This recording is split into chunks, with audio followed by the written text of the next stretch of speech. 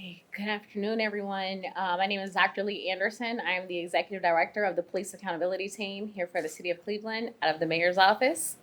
Um, I would like to report out that the City of Cleveland stands firm in its commitment to fair, impartial, and constitutional policing. Every resident deserves confidence that police decisions are guided by behavior and evidence, not race, gender, or background. To ensure that standard is being consistently met, Cleveland invited one of the nation's most respected researchers, Dr. Roland Fryer of Harvard University, a MacArthur Genius scholar and founder of Sigma Squared, to independently evaluate our 2024 stop, search, and arrest data. Dr. Fryer's team used gold standard statistical methods, hit rate, and threshold analyses to test whether officers apply different standards of suspicion or probable cause across race or gender. Their findings are encouraging. When controlling for the context for each encounter, the data show no differences in the standards officers applied. We must report that this is real progress. It reflects the impact of ongoing reforms. Since 2018, bias-free policing training has been fully integrated into mandatory officer training, repeated every year, including twice already this year in 2025 in multiple formats. But our mission doesn't stop here. Transparency, accountability, and justice aren't destinations. They're daily practices. We also know that data doesn't erase lived experiences.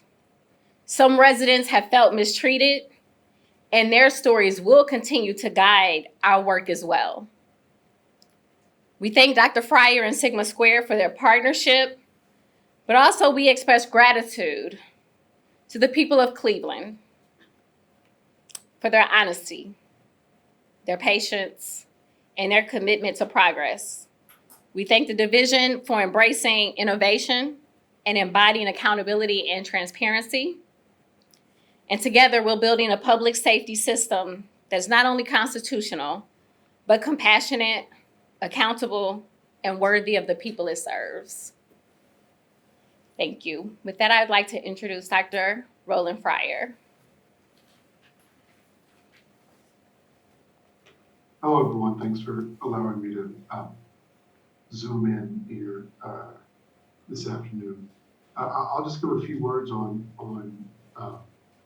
why I think this work is so important and a sense of what it's actually doing.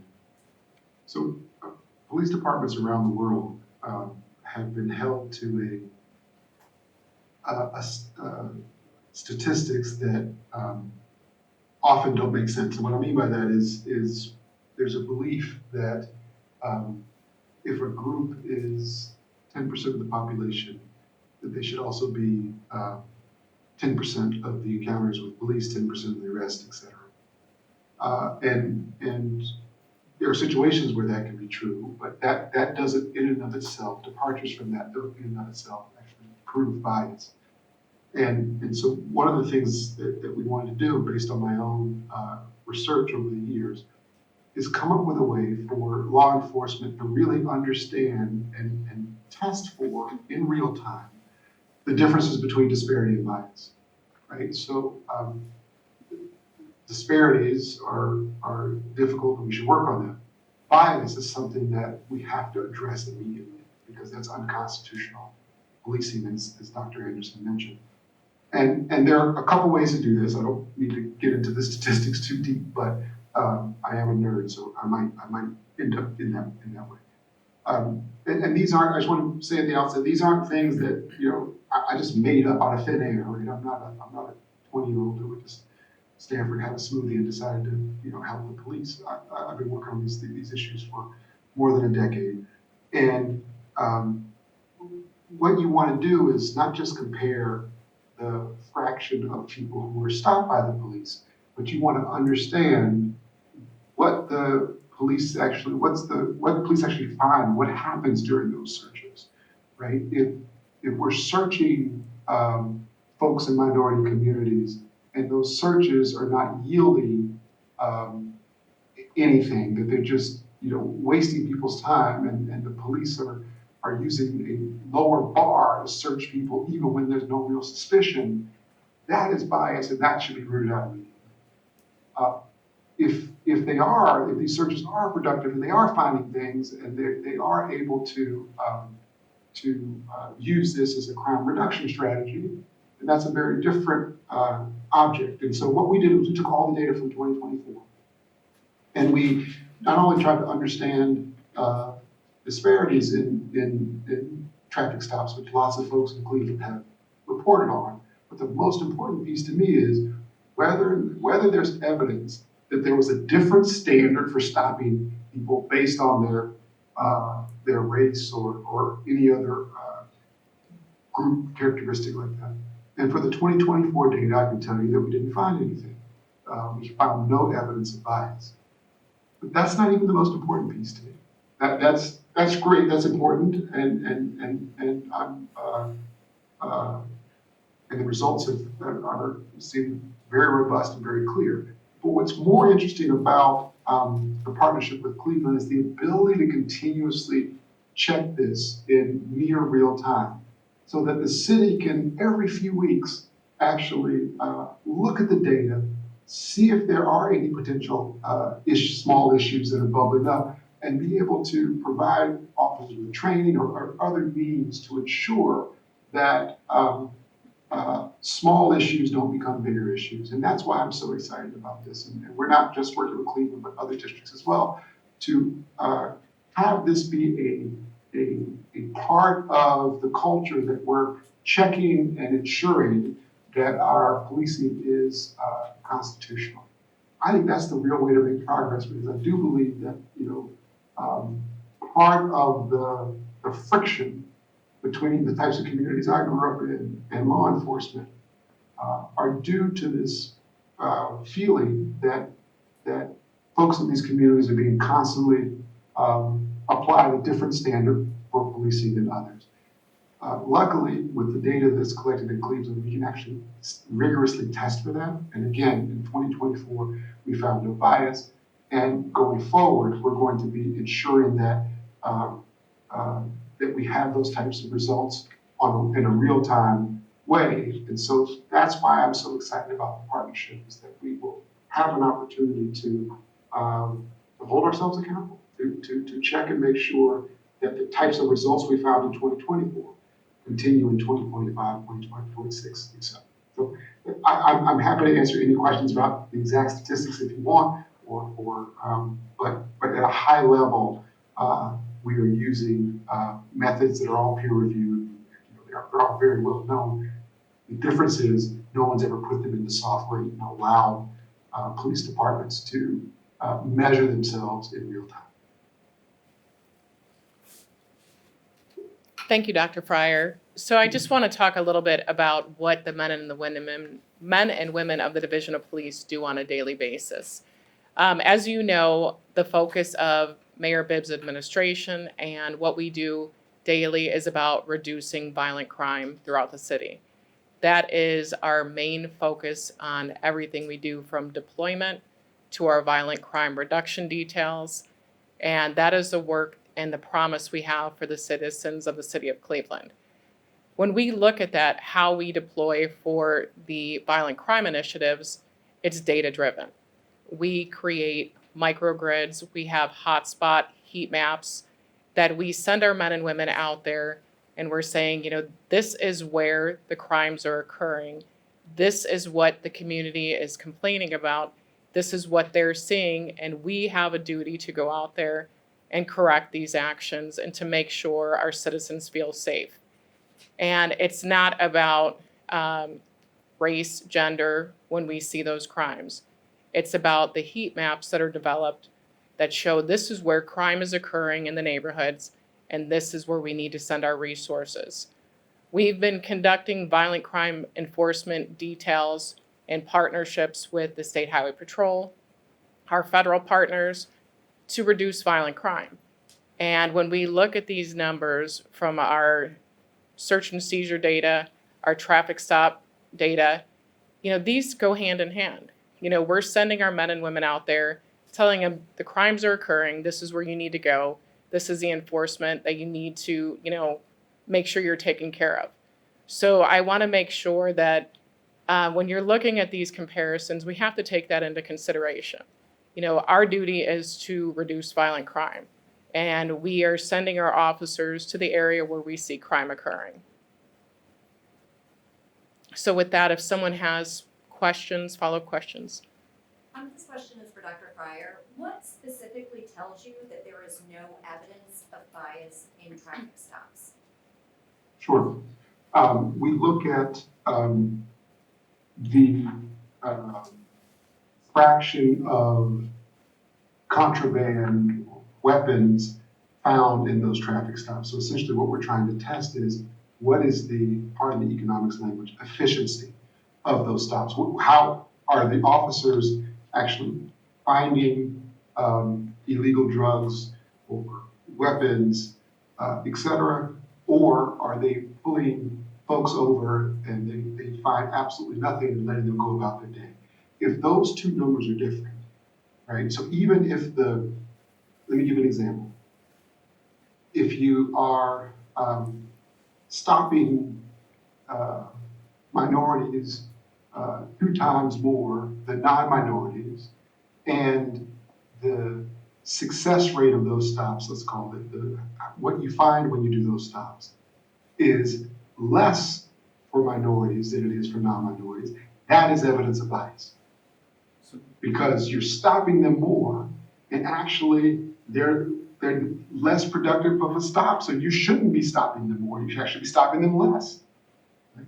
However, if you are stopping folks more often than their population proportions, and those stops are actually more productive, okay, meaning you're more likely to find illegal drugs or contraband in those stops, then that tells us that's actually not bias. That disparity is not bias. You're making those stops because those stops are more productive. Because by stopping those cars more often than not, you are finding illegal drugs, you are finding illegal firearms, et cetera. So it is a comparison of the population, the fraction of the stops versus how actual productive are those stops. So that's one test. It's if you want to Google it, it's called the hit rate test. It's been around since about 2001 when it was published. But that's one test. Now, that test has been criticized rightly because people say, look, that is conditional on a stop. Some people, lots of folks in other communities who exhibit similar driving behaviors don't even get stopped. And so you wouldn't even know. You couldn't even find contraband on them because you didn't bother to stop them. Folks introduced a new test called the threshold test. Now, again, I'm sorry for the jargon, but I just want to walk you through this in a careful way. The threshold test is exactly how it sounds. Is there statistical evidence that you were using the same threshold to stop minority motorists that you are non-minority motorists? Okay, and that test can be run on data separate from the hit rate test, and they don't often they don't go in the same direction. We did both of those tests for all of 2024, and what we found in 2024 was that yes, there is a larger fraction of minorities stopped in Cleveland than non-minorities, but when it comes to the actual efficiency of those stops, they're statistically the same. So that tells us no bias. We also did the same thing for the threshold test. Can we find any evidence that the threshold for stopping is lower for one group relative to the other? And the answer for that is no as well. Okay. Now we've only done that for 2024, and as I said before, the most important thing for me is to do it for 2025 and beyond, and be able to do that in real time. Right. A lot of districts, here's how just I know you know this, but just to put it out there. A lot of folks will say, you know what we do? We take 2023 data, we give it to someone in 2024, they build a report that we get in 2025. How could you possibly, that's like playing a basketball game, shooting up shots, and 2 years later you figure out if they went in or not. How could the police department possibly change in a way that would be productive when the data they're looking at is 2 years old. And that was the impetus for actually building software that could do this in real time, so that if we have it, but if we did come up with issues, I want the Chief Todd and the folks in Cleveland to be able to address those right away. Right? So that gives you an explanation of the two types of tests, the hit rate test and the threshold test. And again, a reiteration of why I'm excited about the real-time nature of being able to run those automatically in the background and being able to alert myself and the district if there any issues arise. So I want to clarify. Wait, before we go to the next question, let me just add a little bit to what Dr. Fryer said. Part of this reporting is not just about the one-time report. It's about this continued software that we're going to be implementing in the Division of Police. It's about how we can monitor real-time trends. So this is another part of our commitment to transparency to the community and also to compliance with the consent decree. So we just want to make sure that that's clarified. It's not just the city gets a report, here it is, you're good, let's go.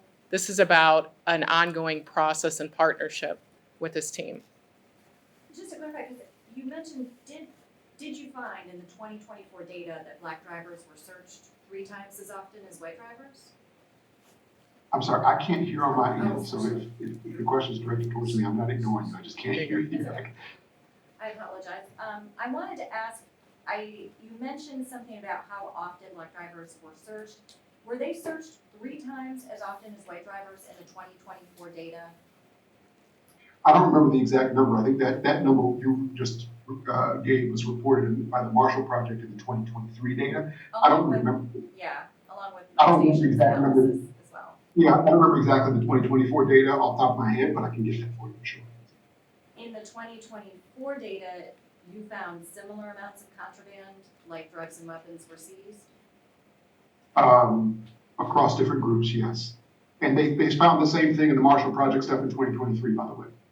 Yes, I'm aware, because it was my station that did that data Okay, analysis. great. Well, and you maybe when you were on mute. And you're saying, and so, what I'm getting at is you're saying that finding similar amounts of contraband is okay? I didn't say it was okay. I said it's not evidence of racial bias. What is it Sorry. evidence of? It's evidence that 30% of the people that I stop have contraband. And the question is, if 30% of the people I stop have contraband are minority, and 30% of the people that are non-minority also have contraband when I stop them, that is not evidence of racial bias. That's fine. For people who are eventually going, yeah, can you say that again? For people who are gonna be watching at home and may not understand this, why isn't that evidence of racial bias when you are stopping more people who are black and finding similar evidence or finding similar contraband levels? Well, because you are finding similar contraband levels on the percentages, but the amount of, if you're stopping more cars and you still have 30%, you can do the math. You're stopping more cars, but still 30% of them have contraband. So it's a well-known fact. If the contraband rates are similar between the groups, again, that is not evidence of racial bias. Dr. Anderson, the monitor says that they're going to release their assessment of search and seizure soon. Why did you do sort of this parallel review, and how, if the findings are different from the monitor, how will you respond to So did you ask Oh, no. a question? those? That was for Dr. Anderson. Thank you. Okay, I can't without the microphone. I couldn't. Thank you. Yeah, so that's a great question. So part of this is that the monitoring team is here and the Department of Justice is here as federal oversight over a local entity. Okay. At some point, the local entity, City of Cleveland, will have to prove that we can essentially execute all operations, make sure that we are holding ourselves accountable, and that we're looking forward to transparency. So this isn't a parallel study. I want to say that, right? So one of the things that the monitoring team looked at when we are looking at their methodology, if they looked at the same thing, right, then we want to see that as well. So this is more of a holistic, I often say to the, public records request, right? Request the data, right? If you want to also take a look and see what you find on any test that you would like to try on the data, please do that as well, right? This is community. The entire city of Cleveland is underneath the consent decree. We must all move forward to show that we can have transparency, accountability, and also execute our operations effectively. And so if there are differences in what's being said, my goal is to look at those differences, get to the root of them, right? See where that is. And then if there are similarities, right, then we want to make sure that we are affirming those similarities and being able to move forward through the process together with the monitoring team until their time here is up. Are you concerned that there will be disparities between the two studies, that the findings will be different? No.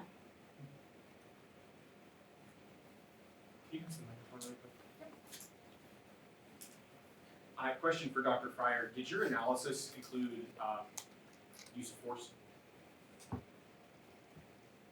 It has not yet, no, but it can. It has the ability to look at use of force as well. And just as a follow-up to that, you talked a little bit about the hit rate as being one of the tests involved here. What sort of weighting was given to the type of contraband found? I'm talked to a lot of police. Obviously, there's a big difference in public safety between someone recovering a small amount of drugs and someone recovering, like, say, a firearm with a serial number scratched out, right? Did you guys weight that, or was it just contraband, yes or no? Yeah, great question. So right now, it is contraband, yes or no, but we are going to be disaggregated just in the way you just described. Understand and make sure, look, my view is this is the start, this is not the finish line. And so that's exactly the next step, in my view, is to do exactly what you just described. Were you able to evaluate the probable cause used to justify the search? I didn't hear the first part of your question, I'm sorry, it's difficult to hear. Were you able to evaluate in your assessment the probable cause used to justify the search for each search? Yeah, we certainly can, and but subject to the data that's entered, as you know. So I just want to point that out. But subject to the data we have, 100%. I just want to jump in really quick. Dr. Fryer's got to bounce out here in 2 minutes. We can hang out a little bit afterwards. If there's not a meeting in here right afterwards, so we can take a couple more questions after that. But I wanted to give that everyone an opportunity if you have any more questions for Dr. Fryer, because he does have to leave right at 5 o'clock. So, yeah, sorry, just a quick follow-up on that, just to make sure I'm not sort of making an assumption about what you said. That data in this case was not available. Is that what you're saying? No. I'm saying I'm saying that is a level of analysis that we can certainly do. Conditional data being available. That's it. That's it. It sounds like the data you found in 2024 was similar to the data that we reviewed in 2023. Professor Jeff Fagan called that data concerning because he says that it appeared that Cleveland was indirectly profiling Black men.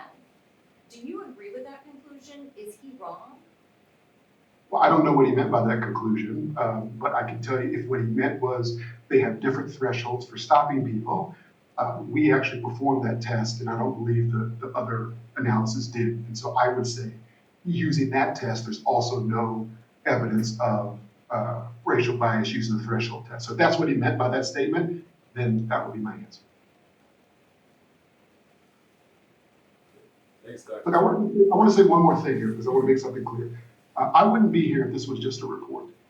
I want to make that clear. I founded this company, but I take zero income from it. I have no I am here because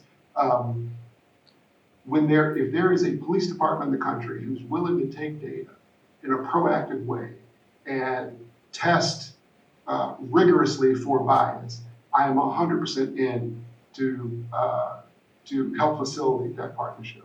And so that's why I'm here. We're kind of talking about reports this and reports that.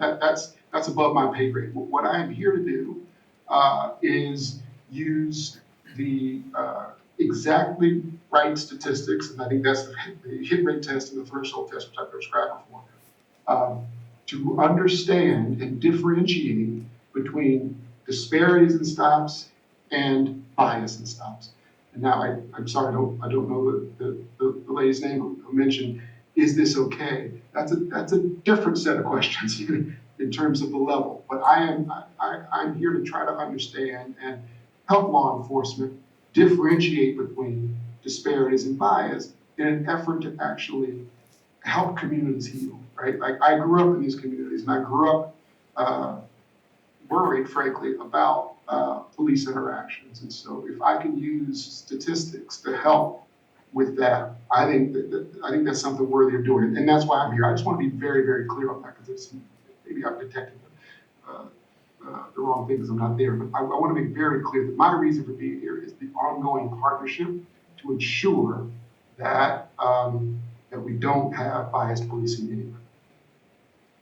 And thank you, Dr. Fryer. I just wanted to just sort of expand that it's the monitoring team's report will be a moment in time, right? And so us being able to move forward and have the system in place before the monitoring team's report comes out, right? We'll have it after the monitoring team's report comes out, right? And so what we're doing is not a parallel study as much as we are looking forward to jump ahead to see how can we eradicate any issues that aren't that just frankly don't belong in the city of Cleveland in the policing sector.